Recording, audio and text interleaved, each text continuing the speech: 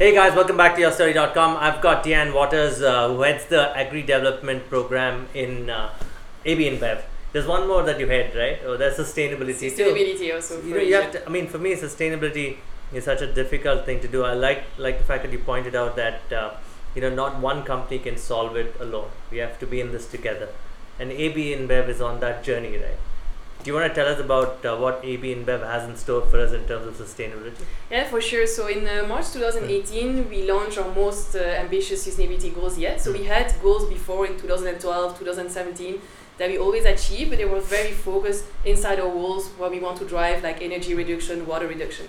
Then in 2018, we launched these 4 2025 sustainability goals, which are around water stewardship, smart agriculture, circular packaging, and climate action. Climate action has 2 pieces. It's renewable electricity and 25% carbon emission reduction.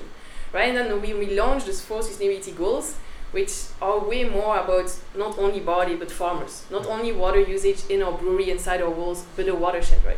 Then very fast we realized actually you cannot solve those sustainability challenges on your own, right? That's why we need partners. That's why we also created the accelerator. We can talk a bit more about this. But also we try to collaborate with the government, but as well with other corporations to try to really have impact on the field. It's interesting, you being a beer company, guys, you consume a lot of beer, and beer has a long supply chain which has to be sustainable. Let's start with the farmers. How do you want to help them? Yeah, so we have been working a lot on locally sourcing our ingredients in India. So as you know, barley is the main ingredient for our beer, and especially, like for example, a beer like Budweiser have very specific quality requirements on what the ingredients go in this beer, right? So then we decided to create this supply chain in India. So what we do a lot with the farmers is trying to skill them to deliver the quality we want. So skilling goes to training, but not only training on quality, we also do training on farming as a business to give them, to try to empower them to really be entrepreneurs as well. In our supply chain.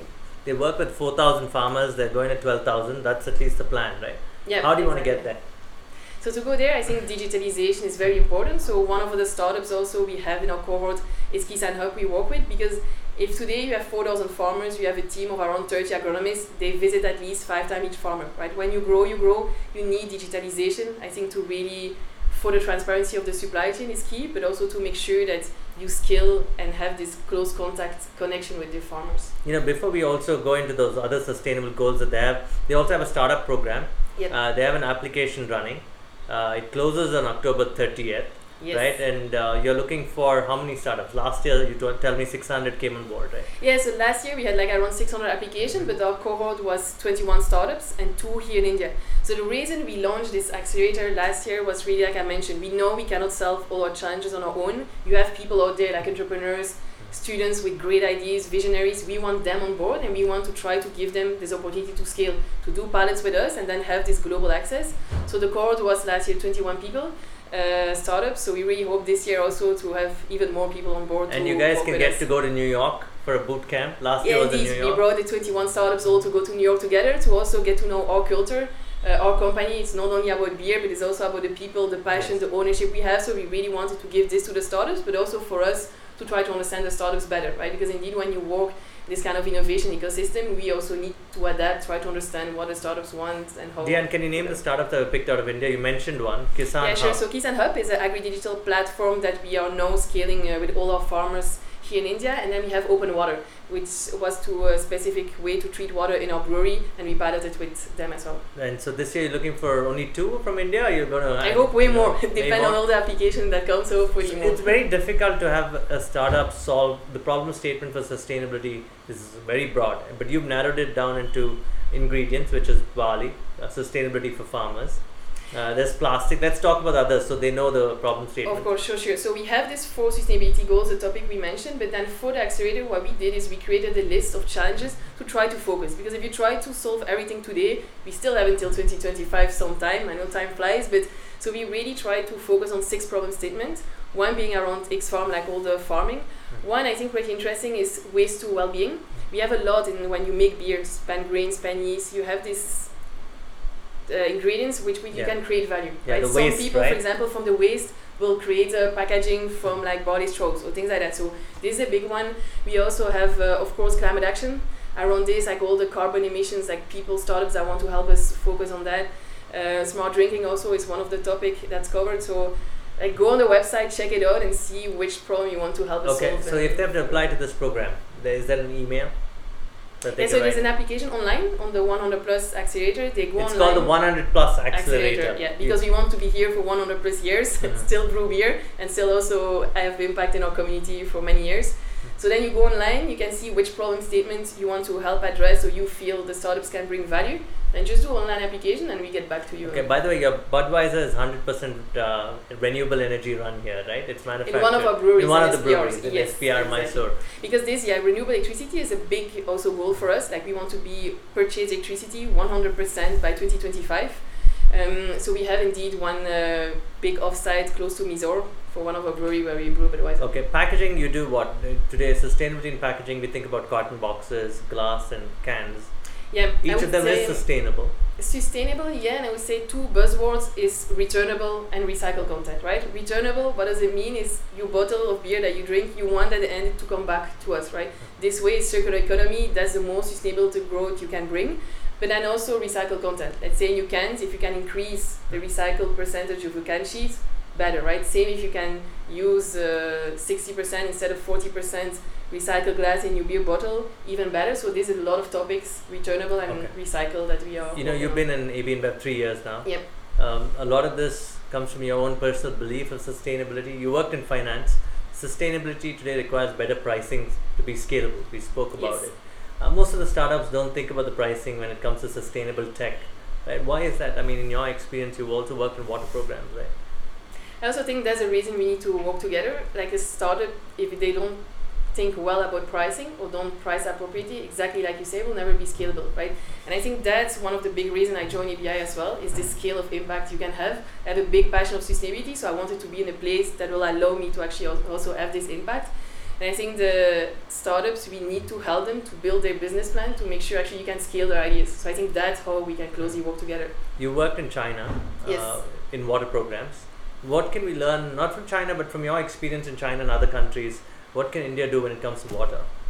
I think a lot is also the leadership and the high level need to drive change. So I worked for 6 years, like you mentioned, in water treatment plants in China. For me, that was a very open-eyeing experience on the pollution on the water, and I think it's also regulation change need to happen, but also really leadership. Like in a company like ours, if our board of directors, if our leadership didn't believe in it, it will not happen. It's good to have people like me that like it, are passionate about it, but you need the leadership. And I feel we always say sustainability is our business. It's not just part of a business, something on the side, but it's really on each of us, on the people team and procurement, any department you work in marketing, to really own the sustainability and make change happen. But I would say the learning is coming from the top. You need the support to make change happen. And you head the Asia region for sustainability and agri-development.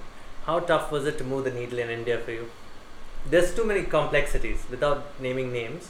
There are too many pieces, right? A lot of complexity, but it's also, that was my decision to come to India and not another country. I think the opportunities are amazing. I think the drive can change. Let's say you can give people access to drink water, right? You can, even on the body supply chain, all we do with water. I think for me, the opportunities are so big here that yes, I don't say it's without challenges, but I think the impact you can have here is amazing, and that's the main reason why and today in a developing economy like India, some people don't like that word developing, because India's GDP is obviously very high now. It's the fragmented nature of things makes it difficult to operate, right? And but technology can solve that. They can make everybody in the supply chain inclusive. And in your case, you've included mandi operators, farmers, transportation to move the barley. Yeah, exactly. So I think we have worked a lot through the supply chain, but that's also why, for example, we work with blockchain technology. We still believe it's with transparency and digitalization that you will really move the needle in the long term. And so that's why also we feel innovation is so important to make it a more sustainable world. What message would you give to entrepreneurs out there, Diane? I mean, in your experience of meeting so many people, what would you tell them? What would you tell Indian entrepreneurs to come when they come to the 100 Plus Accelerator, or when they come to work with you in the sustainability programs? Yeah, so our tagline is dream it, do it. I really think it's this. I think a lot of people, you are visionaries, you have great ideas. It's super important if you want to scale to work with big companies, try to understand how they work. And I think at the end, that's how you can have impact, is to work together with big corporations, with the government, with startups.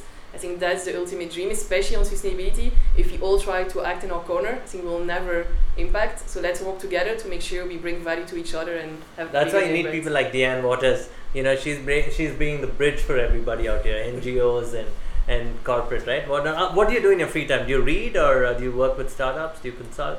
I read a lot. I work a lot on the innovation ecosystem. I try to be a bit active to get to know the different actors, what they look for, and I discover Indian culture, I guess. What are you reading now, if I can ask you? Do you remember? I actually got a book, a French book, L'Inde de Demain. It's actually L'Inde de Demain. What does it mean? How India is growing. How India is going through mondialization and all the different influences. So yeah. It's by a French author? No, actually an Indian author. Oh, Indian author, but translated in French then? Yes, exactly. I guess I like to more read in French or abstract, but I read very different things. Sometimes about India culture, sometimes business books, sometimes like lean startup, this kind of books as well.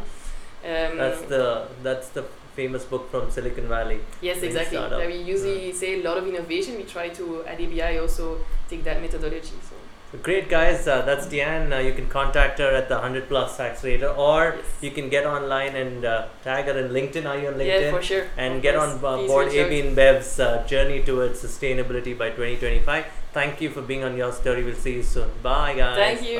Bye.